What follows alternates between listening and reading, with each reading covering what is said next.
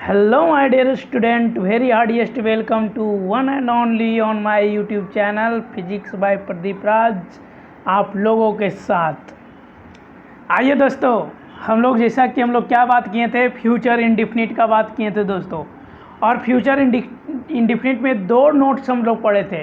First notes पढ़े थे future indefinite में विल सेल प्लस V1 का बात किए थे। हम लोग बात किए थे कि विल सेल यूज कहाँ होगा, तो हम बताए थे कि एक दोस्तों की ओ फिक्स नहीं है और जहाँ पे फिक्स है वो बताए थे। तो चलिए, जो फिक्स नहीं है वो तो हटा दीजिए, लेकिन आइए जो फिक्स है उसके बारे में पढ़ते हैं। व्हील का यूज अगर देखा जाए तो हमेशा हम लोग आई और वी के फॉर्म में पढ़ते हैं। आई और वी में हमेशा फिक्स होता है कि इसके साथ व्हील लगेगा। तो हम लोग अगर किसी को प्रॉमिस कर रहे हैं वहाँ पे हम लोग व्हील का प्रयोग करेंगे, या फिर किसी को डिटर्मिनेशन कर रहा है, मतलब कहने का मतलब we will qualify the exam, we will win the match, इस तरह से हम लोग डिटर्मिनेशन कर रहे हैं, तो वहाँ पे हम लोग क्या करेंगे, व्हील का यूज होगा। वहाँ पे हम लोग क्या यूज करेंगे, व्हील का यूज करेंगे। सर सेल का यूज, तो सेल का use other subject. Other subject कहने का मतलब क्या, अगर हम लोग किसी से ट्रीट कर रहे हैं, ट्रीट करने का मतलब जैसे कि अगर कोई क्राइम करता है, क्राइम करने के वक्त जो जेल आता है उससे कैसा ट्रीट किया जाता है, जैसा क्राइम सीन होता है वैसा ट्रीट किया जाता है। उसी तरह से अगर ट्रीट वर्ड आता है वहाँ पे, तो हम लोग वहाँ पे सेल का यूज करते हैं। जैसे कि एग्जाम्पल देखिए, जैसे आप लोग को हम बता चुके थे कि आवर कंट्री विल होगा कि सेल होगा। Our country shall punish the, वो भी किसी भी क्रिमिनल का नाम ले लेना चाहिए, ले लेना है, बस हो गया। Our country punish the terrorist, बस। अगर ऑफिशियल इंस्ट्रक्शन हो, अगर ऑफिशियल इंस्ट्रक्शन का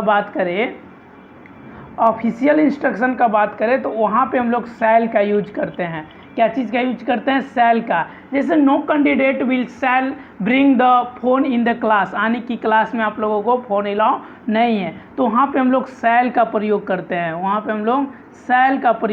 हैं। मतलब no candidate shall bring the phone in the class, this is the example of shall. ये सेल का एग्जाम्पल हो गया। आइए दोस्तों, हम लोग आज पढ़ेंगे फ्यूचर कंटिन्यूअस। देखिए यहाँ पे ऑफिशियल इंस्ट्रक्शन लिखा है, ऑफिशियल इंस्ट्रक्शन में नो कैंडिडेट विल, यहाँ पे विल भी है, सेल भी है, तो हम लोग का यूज क्या करना है, सेल करना है। Bring the phone in the class, यानी कि ऑफिशियल इंस्ट्रक्शन अगर दे रहे हैं तो वहाँ पे देखिएगा आप सेल का यूज होगा। नेक्स्ट टेंस आता है 10 नंबर, जो कि है क्या है, फ्यूचर कंटिन्यूअस टेंस। हम लोग पढ़े हैं फ्यूचर इंडिफिनिट टेंस।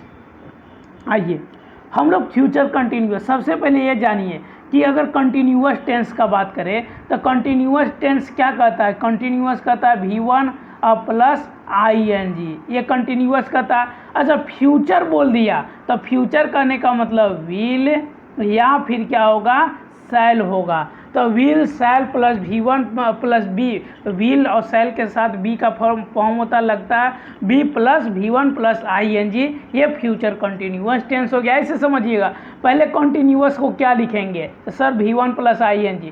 फ्यूचर को क्या लिखिएगा, विल एस सेल, तो विल सेल और उसमें B तो जोड़िएगा, B plus V1 plus ING। अच्छा सर, यह व्हील जो है या फिर सेल है, ये सब क्या है सर, ये हेल्पिंग वर्ब है बाबू। ये क्या है, HP, हेल्पिंग वर्ब है, हेल्पिंग वर्ब है, HV हेल्पिंग वर्ब है। एक चीज़ और जानिए, हमेशा जो नॉट का प्रयोग करते हैं वो हेल्पिंग वर्ब के बाद ही नॉट का प्रयोग होता है। हेल्पिंग वर्ब के बाद नॉट का प्रयोग होता है। जैसे कि आपको देख रहे होंगे, he will be singing a song, he will be का फॉर्म हुआ, विल का B का, singing V1 plus ING, singing a song. अच्छा, यहाँ पे नोट लगाएं, यहाँ पे नोट लगाएं कि यहाँ पे नोट लगाएं, कहाँ पे नोट लगाइएगा, तो एक आप नोट समझिए। सबसे पहले नोट आप लोग का क्या समझना है कि नोट में लिखना है बाबू कि हमेशा जो नोट का यूज होता है वो हेल्पिंग वर्ब के बाद होता है, हेल्पिंग वर्ब के बाद होता है। किसका, नोट का प्रयोग। तो हम लोग नोट का प्रयोग यहाँ करेंगे, he will not be singing a song. तो यहाँ पे नॉट का प्रयोग, यहाँ पे क्योंकि be is not a helping verb, be is a particle, be क्या एक पार्टिकल है और सिंगिंग क्या मेन वर्ब है। तो ये सब के बाद नॉट का प्रयोग नहीं होगा।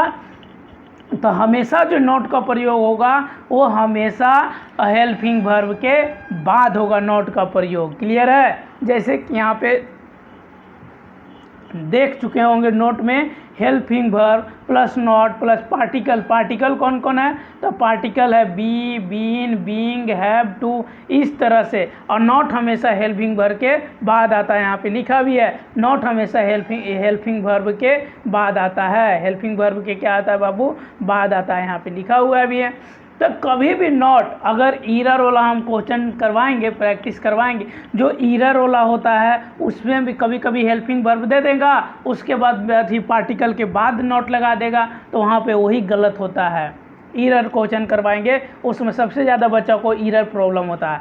अब आइए हम लोग पढ़ते हैं 11, जिसका नाम है फ्यूचर परफेक्ट टेंस। तो सबसे पहले ये समझिए, परफेक्ट टेंस समझिए। आपको हम लोग परफेक्ट टेंस में क्या बताए थे? परफेक्ट टेंस में, परफेक्ट में बताए थे एक ही बात बाबू, कि परफेक्ट में V3 आता है। ये चीज़ हम शुरू फर्स्ट क्लास देखिएगा, जाकर फर्स्ट क्लास में देखिएगा कि हाँ, फर्स्ट क्लास में देखिएगा कि परफेक्ट में बताए थे कि V3 होता है। परफेक्ट में कहाँ के की सब कोई लेना देना ग्रामर में नहीं है। आप एक ग्रामर पढ़िए, देखिए पूरा बनेगा क्वेश्चन। तो V3 है, क्या है बाबू? V3 है। तो परफेक्ट टेंस, तो आइए पहले प्रेजेंट परफेक्ट टेंस समझते हैं। अच्छा, यहाँ पे प्रेजेंट परफेक्ट टेंस बताए थे, क्या बताए थे कि हैव लगेगा और हैज लगेगा और प्लस V3 लगेगा। ये चीज़ बताए थे परफेक्ट टेंस के। लेकिन सर यहाँ पे तो आप कुछ बोल रहा है V3 तो परफेक्ट है सर, लेकिन फ्यूचर परफेक्ट टेंस, तो बाबू फ्यूचर के लिए विल शैल और plus have plus V3। Future perfect tense में विल शैल और प्लस हैव प्लस V3, ये याद कर लीजिएगा। क्या याद कर लीजिएगा? ये वाला याद कर लीजिएगा। क्लियर है? ये क्या कीजिएगा? याद कर लीजिएगा। तो future perfect tense will shall plus have plus V3। Example sir, he will have written a letter. अच्छा, आपको अगर नोट लिखने के लिए दे दे, यहाँ पे नोट लगाना है तो कहाँ लगाओगे? तो हमेशा क्या देख रहे होंगे कि जहाँ जैसे कि यहाँ पे हमेशा नॉट लगाएंगे, विल के बाद हम लोग क्या लगाएंगे बाबू? नॉट लगाएंगे। क्यों सर?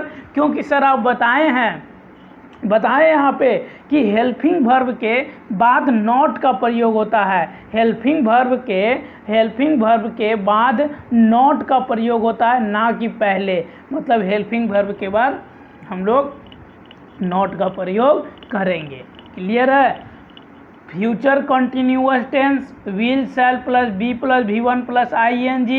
यहाँ पे हम एक चीज़ नोट सीखे कि हेल्पिंग वर्ब के बाद नॉट का प्रयोग करते हैं। Future perfect tense will shall plus have plus V3, he will have written a letter. अब हम लोग पढ़ेंगे दोस्तों प्रेजेंट परफेक्ट कंटिन्यूअस। प्रेजेंट देखिए, परफेक्ट कंटिन्यूअस सीखा हुआ है, प्रेजेंट परफेक्ट भी सीखा हुआ है। प्रेजेंट परफेक्ट पहले बनाइए। तो प्रेजेंट परफेक्ट अगर बनाना है तो यहाँ पे हैव, हैज और प्लस V3। और परफेक्ट कंटिन्यूअस अभी ही बताएं, future perfect continuous will shall plus have plus V3। तो इस तरह से यहाँ पे आप लोग देख लीजिएगा कि हम 30 मिनट से इंतज़ार कर रहे हैं। तो से का बात कर रहा है ना दोस्तों, तो से कर रहा है मतलब सिंस आएगा और फोर आएगा प्लस टाइम वर्ड फ्रेज जो भी है सेंटेंस के अनुसार होगा।